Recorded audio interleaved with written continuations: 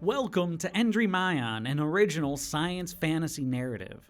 Today we start our prologue with a child, marked from birth, born with colors that set her apart. Through this child's eyes, we observe a world that has long since been reshaped. Just as this girl's world feels as though it will swallow her whole, a stranger arrives to offer her a life beyond this cage. But she has no idea of the adventure that follows. Then we begin our first chapter, learning the history of the Road Magal through Endrymion, broken lives, spilt blood, and the dangers in a world that has mutated long past recognition. His journey begins with the dangers he chooses to face, as well as the ones that choose us.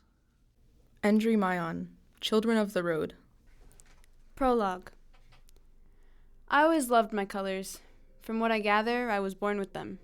That old bird, Miss Wiggins, the runner of the house, has never treated me as though I didn't have them. You'd learn why we talked about her like she was a bird if you fell under her wrath, or if you just saw how she looked. Between her gloves and nose, she looked enough like a vulture that shrill voice of hers only sealed the deal. She often talks about how I was left at her home by members of the town guard.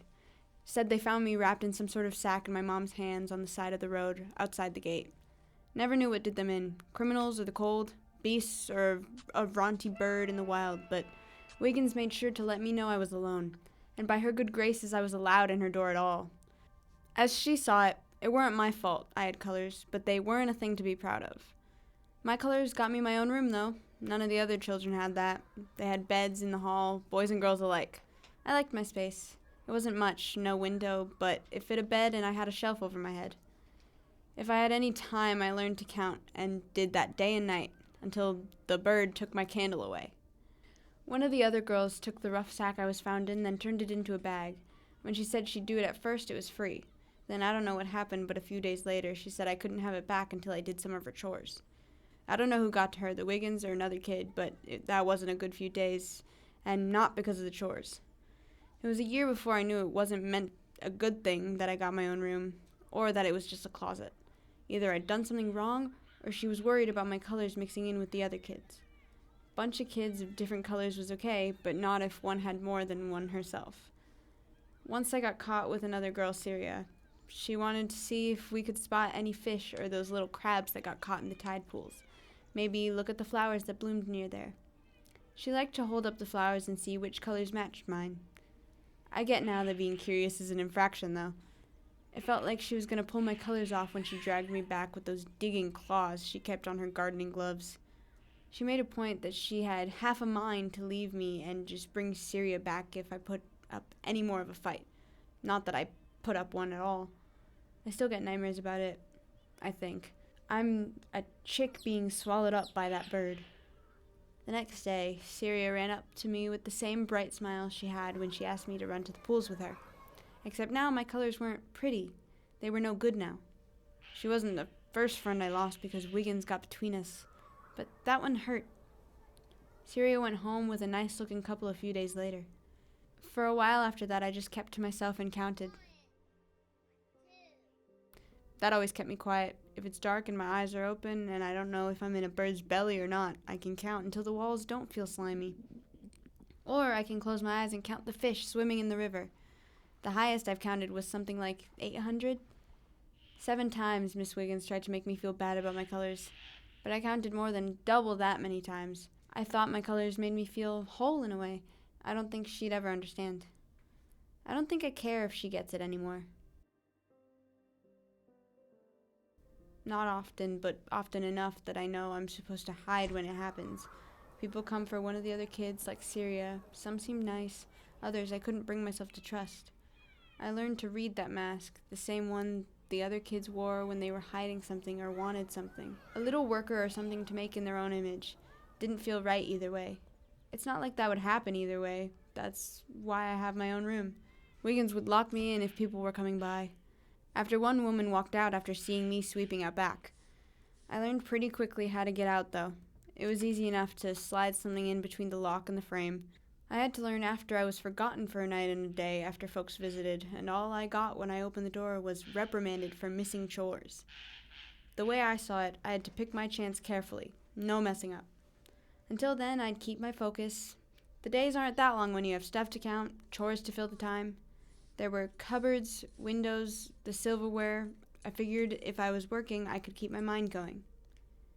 If anything went missing, though, the reckoning came to me. Whenever a boy swiped an apple or someone took someone else's toy, Wiggins looked right at me, so everyone else did too. She'd hold my bag hostage and flip it inside out. One time she tore the mattress out from my room looking for a knife that went missing. I was lucky. I figured she'd blame it on me again, though, so I buried it outside for a week before I came back to it. The older kids were the worst, especially the ones that were brought in when they were older. It meant they lost their parents, or they were let go for whatever reason. Either way, they knew enough to know my colors were not normal. One time, a couple of the boys caught me, and it was the only time I think one of them liked my colors.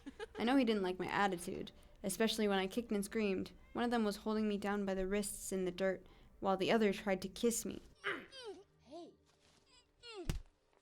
Only thing he learned is what my forehead felt like as he ran back to Wiggins with a broken nose. The other boy just ran away with a few scratches he got taking me down. Those weren't half as bad as what the old bird did when she found me and dragged me to the open. It started with another verbal lashing. I was used to those, though. All you had to do is keep your eyes on her shoes, and she thinks you're listening. Did you know her shoes had 12 different laces? And I did make sure I could hear her. Couldn't afford to miss a question if she asked what she was yelling about. You could hear someone without really listening if you know what you're doing. It ended up meaning more housework and a lecture about how I should have been happy any boy wanted to kiss me, that it showed he liked my colors. That hurt worse than the scratched knees or after the skin on my hands cracked from using the cleaner and drying out the rags. It hurt worse than the bump on my head for sure.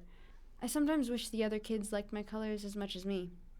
I think some do before they get Wiggins in their head like Syria.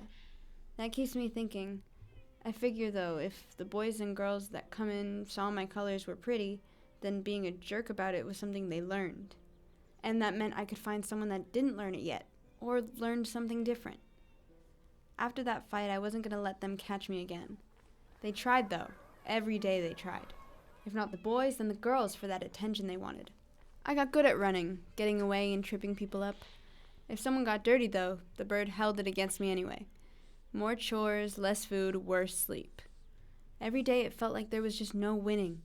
Every night I locked myself in my space before anyone knew where I'd went. It was the best way to not get in any trouble.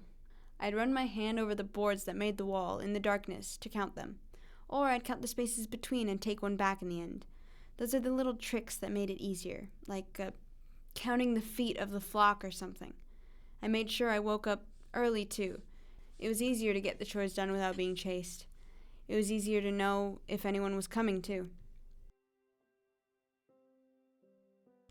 I was setting up for breakfast one morning before the sun was even showing. That hour or two between the middle of the night and people woke when there was just enough light to see. Just as I was putting the last plate down, I could see someone walking up to the door. Someone official looking. Wiggins wasn't even awake yet. Before he was even at the door, I was there to open it. He can't be knocking. The lady of the house is asleep, I began to ask. Who's here so early? He was so tall. Maybe it's just those heavy boots or the big coat he was wearing, but it was a big shadow I stood in before he took a step back and said he was from town hall. Here on business of the mayor, but he didn't finish that last part. He caught sight of my colors. You can tell from how he was blinking like I shouldn't be. Shoot, he doesn't like them either. But he said something that caught me. City Hall, the mayor, is looking for youth to rear. He knelt down so I don't have to look up at him. You sure are a strong worker being up before the sun. I couldn't help but show my ivory. The lady of the house, would she object to the loss of your labor, I promise the hall will treat you well. If you work as strong as your spirit, they will teach you all you can absorb. I don't know what absorb means, but yes! I said too loud. Some of the kids are starting to wake up. A boy said something I couldn't hear while I ran back for my bag. The Wiggins just opened her bedroom door as I ran from the house. Chapter 1. The wagon's jostling came to a slow stop, the sound of clattering jars receding as reins were pulled taut. Endry noted it smelled vaguely of the ocean. He padded for the strap to his brown canvas pole bag. It had become another habit for Endry, especially while on the Road Magal, to check your defenses as often as one checked the time. The road had been dangerous since the first humans in Aloe left the caged city of Polyphylakis in the northern mountains. As soon as it was safe again to breathe in the unfiltered air once more, the two races explored the world they'd inherited. The road had been first established following the migration of people leaving the caged city. Early on, the dangers came primarily from the beings that had not withered with the old world. The insects, the birds thrived in the new world. Shelled animals, crustaceans, and insects were able to filter and absorb any radiation or poison in the air and water, growing larger and larger. The birds specifically, in turn, were unaffected otherwise, growing in size with their source of sustenance. Their beaks were growing thick to pierce or crush the shells of their prey. These monsters of the New World were still untamed, but as with all, could be fended against in time with numbers or skill. Travelers would learn at the expense of the lives lost in the years after the cage was opened, after air was safe for their kind again. Endrymion had been offered travel in payment for the protection of his hosts. A kind merchant couple, Endry had gotten along quite well with the pair.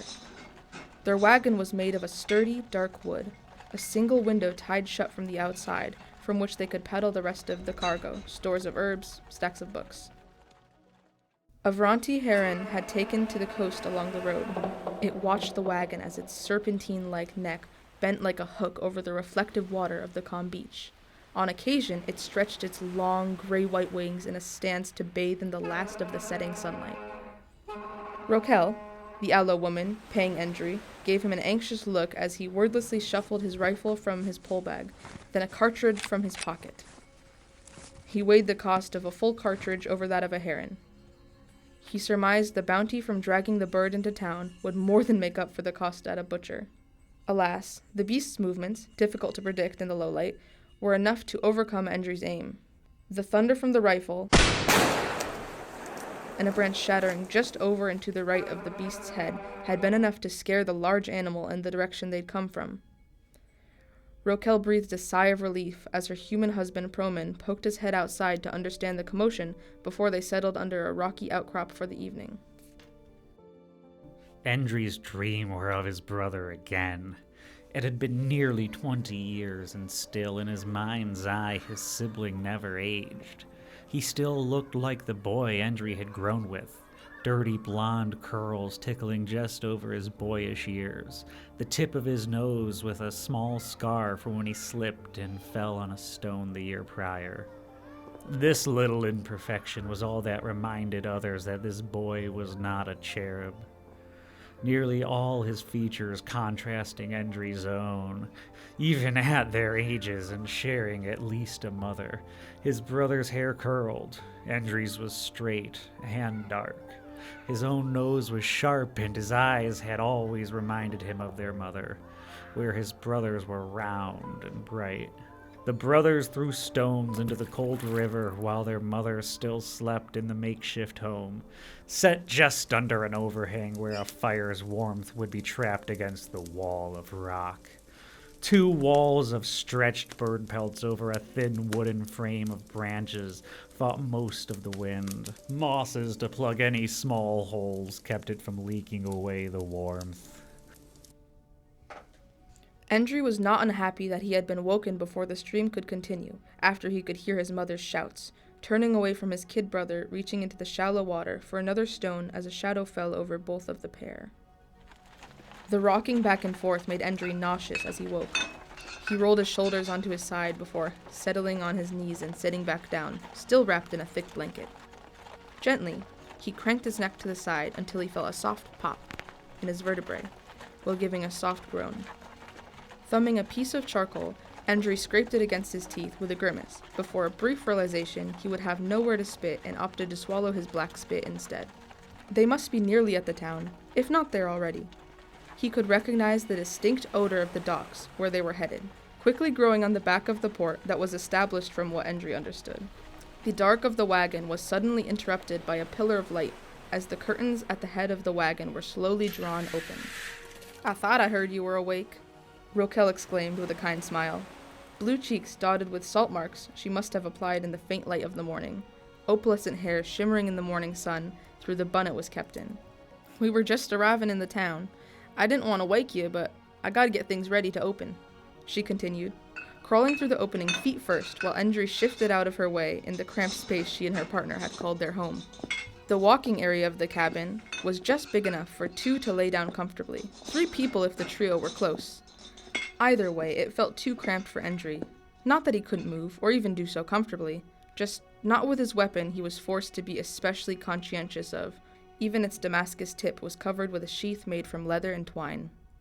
Endry gave a small nod and smile as he maneuvered around his host, pulling open the drawers built into the wall. She did so quickly, with a rhythm that explained this routine had been done 1,000 times in the past. She would have had to, if she could so clearly navigate whatever puzzle of a system they had set up for themselves in the dark of their cabin. She complimented the man she and her husband had hired as he worked his way past her. Bumping him with her hip without distracting the loose beat, her hands moved in as she continued to prepare for the market. "We really didn't think you'd wake up before we made it into town," she smirked. "If you still need to rest, we can find you a hostel or an open bed at the inn, I'm sure." Thank you kindly. Endry replied as he pushed into the light, his throat still dry from the night. I'll manage. It's a fine morning from the looks of it anyway. "It most certainly is," Endry could hear from behind him as he stepped into the light, kneeling over the bench next to Rokel's husband, Proman. Strictly Proman, as he preferred the name over any shortening, was built noticeably taller than Endry. So much so he could scarcely believe he could lay comfortably in his own wagon, let alone stand in it. Thick, dark beard to match the color of the short but kempt hair that never touched his ears. It completely hid his mouth, with the exception of the small pink line of his lower lip. The towering man's eyes seemed to have a permanent squint as far as Endry could tell, or at least he had not seen his host's eyes opened wide enough to determine their color in all the travel they had done together. In spite of all of this, Endry's host had an aura, a warmth about him.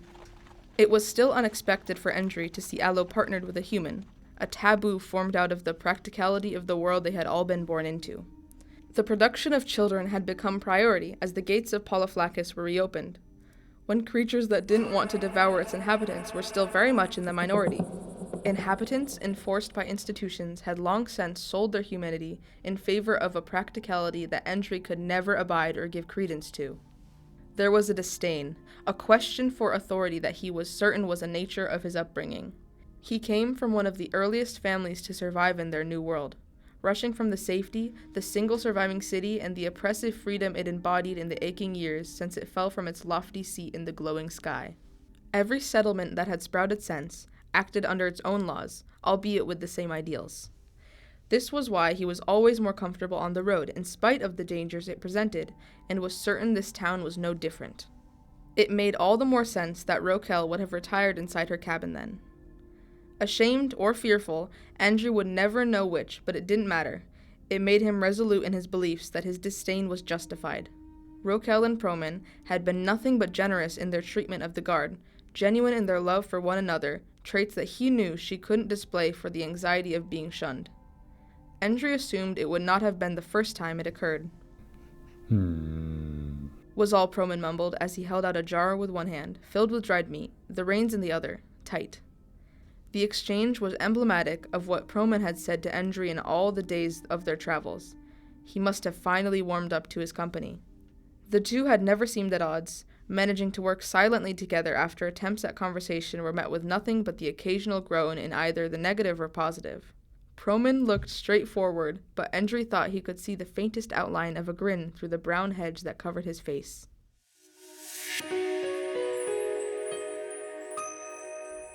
Thank you for enjoying Endrymion, Children of the Road, an open life production. Please do not forget to join us next week as we enter Horio, learn its customs, and learn of the dangers that terrorize the city.